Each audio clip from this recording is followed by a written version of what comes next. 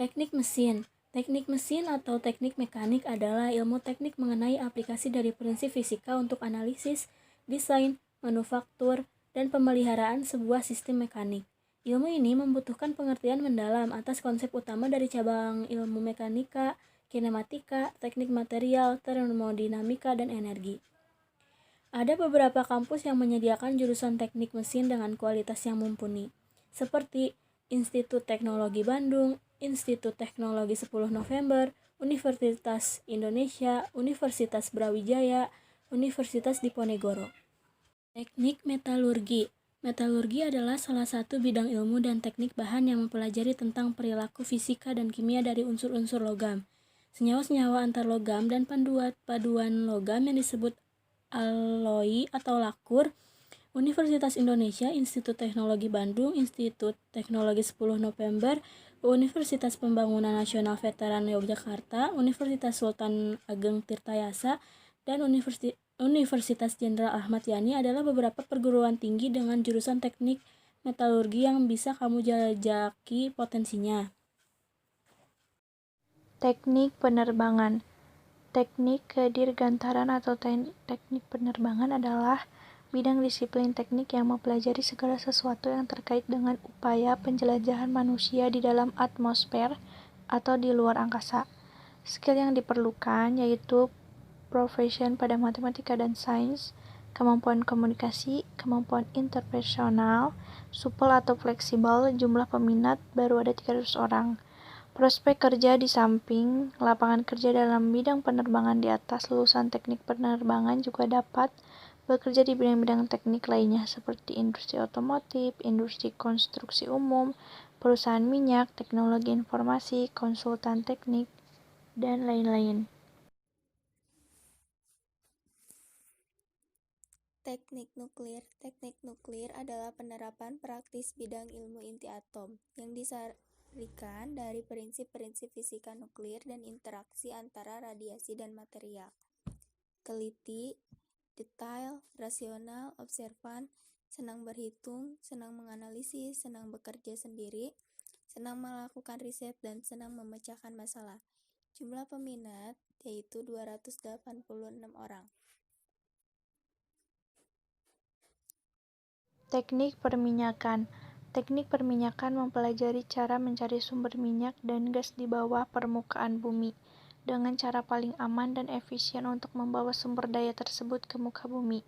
Skill yang dibutuhkan: ahli geologi, insinyur pengeboran, reservoir engineer, petroleum accountant, petroleum lineman. Jumlah peminat 5.053 orang. Teknik planologi. Teknik planologi merupakan salah satu program studi di SAPPK ITB, berdiri pada tanggal 14 September 1959. PWK adalah program studi yang berkaitan dengan berbagai bidang ilmu yang lain, baik ilmu keteknikan maupun sosial ekonomi. Skill yang dibutuhkan: substansi, metode, alat. Jumlah peminat 167 orang. Prospek kerja. Prospek teknik planologi, perencanaan wilayah dan kota. Ada berbagai kesempatan kerja bagi lulusan sarjana planologi, misalnya bekerja laporan tertulis di lembaga-lembaga pembangunan, kerja lapangan dan penelitian, atau bahkan bekerja sebagai konsultan dalam industri konstruksi. Teknik sipil. Teknik sipil adalah salah satu cabang ilmu teknik yang mempelajari tentang bagaimana merancang, membangun, dan merenovasi. Tidak hanya gedung dan infrastruktur, tetapi juga mencakup lingkungan untuk kemaslahatan hidup manusia. Keterampilan skill yang harus dimiliki oleh seorang insinyur. Keterampilan teknis. Teknik adalah karir yang berakar pada sains. Berkomunikasi dalam bidang teknik sipil mungkin lebih daripada bidang teknik lainnya. Kemampuan untuk berkomunikasi secara efektif adalah keterampilan yang sangat dicari. Kepemimpinan, perhatian terhadap detail, problem solver. Jumlah peminat 832 orang. Prospek kerja, teknik sipil, insinyur sipil, dan insinyur sumber daya perairan. Teknik perkapalan. Teknik perkapalan adalah salah satu disiplin ilmu teknik yang mempelajari sebuah sistem kerja kapal yang menyangkut perencanaan dan pembangunan sebuah kapal, mulai dari bentuk badan kapal dan rencana umum, kebutuhan daya mesin, struktur dan stabilitas, serta pengoperasian kapal yang sudah jadi untuk memenuhi kebutuhan. Skill yang dibutuhkan: teliti, tekun, detil, rasional, terstruktur, senang berhitung, senang melakukan risetnya. Jumlah peminat 350 orang di 2020. Prospek kerja jurusan teknik perkapalan. Dengan komitmen pemerintah untuk memajukan jalur laut, maka prospek profesi lulusan teknik perkapalan cukup bagus, meskipun ilmu yang didapatkan dari jurusan ini sangat spesifik. Ada banyak bidang yang bisa ia masuki. Beberapa di antaranya adalah pembangunan kapal baru, pemeliharaan dan reparasi kapal, pembangunan sarana industri lepas pantai, pemeliharaan dan reparasi peralatan lepas pantai, industri komponen, jasa konsultasi dan rekayasa. Teknik pengairan. Program studi teknik sumber daya air atau yang juga dikenal dengan nama teknik pengairan adalah sebuah prodi yang mempelajari ilmu-ilmu teknik sipil dalam perencanaan, desain, pengoperasian, serta pemeliharaan bangunan air yang berkaitan dengan sumber daya air. Contoh bangunan air yang dimaksud adalah pembangkit listrik tenaga air, bangunan irigasi dan drainasi pada persawahan, sistem drainase perkotaan dan bangunan, waduk, dan lain-lain. Di prodi ini, kita juga akan belajar tentang teknik pengelolaan dan pemanfaatan sumber daya air yang benar, dan pengelolaan dampak lingkungan serta pencemaran sumber daya air. Program studi ini bisa dibilang multidisiplin karena meliputi ilmu teknik sipil, planologi, penginderaan jauh, dan sistem informasi geografi atau SIG termasuk pertanian. Skill yang dibutuhkan: teliti, tekun, detail, rasional, observan, terstruktur, senang berhitung, senang menganalisis, senang memecahkan masalah, bisa bekerja dengan tim. Jumlah peminatnya adalah 570 orang. Prospek kerja. Lulusan program studi teknik sumber daya air memiliki prospek kerja yang cukup luas. Lulusannya dapat bekerja di instansi pemerintah dan BUMN yang menangani sarana dan prasarana pengelolaan sumber daya air, seperti Kementerian Perikanan Umum, Dinas Pengairan Daerah, Dinas Pertanian, PLN, PDAM, perusahaan konsultan dan kontraktor, serta tenaga pengajar. Teknik astronomi. Ilmu astronomi mempelajari benda-benda langit dengan menitik beratkan pada penerapan ilmu fisika terhadap objek di langit. Mempelajari struktur, sifat fisik evolusi alam semesta beserta isinya, dan kosmologi. Program studi ini dibagi menjadi 3 keahlian, yaitu tata surya, fisika bintang dan galaksi, dan yang terakhir adalah kosmologi. Skill yang dibutuhkan: teliti, tekun, detail, observan, terstruktur, senang berhitung, senang menganalisis, dan senang melakukan riset. Jumlah peminatnya adalah 612 orang. Prospek kerja. Meski ilmu yang dipelajari pada program studi astronomi tampak spesifik, namun nyatanya seorang lulusan astronomi memiliki prospek kerja yang cukup luas.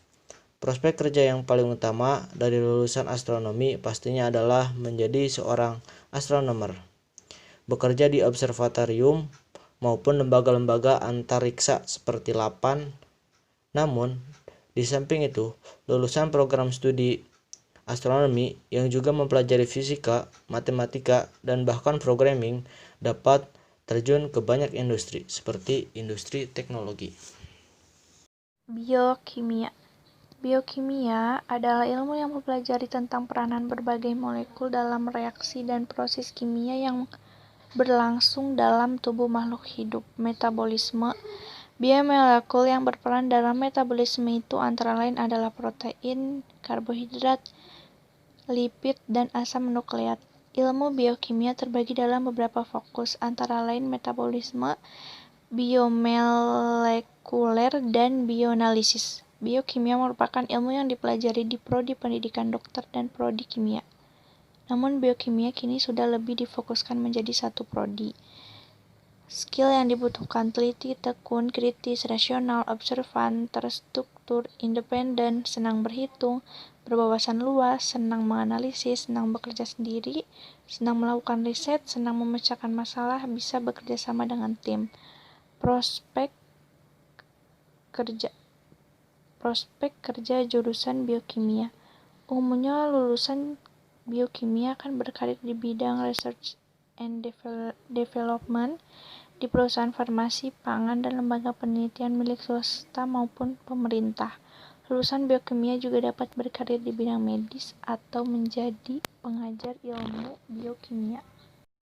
Yang ke-12 ada biologi. Program studi biologi adalah sebuah program studi yang mendalami ilmu tentang makhluk hidup, manusia, hewan, tumbuhan, dan mikroba.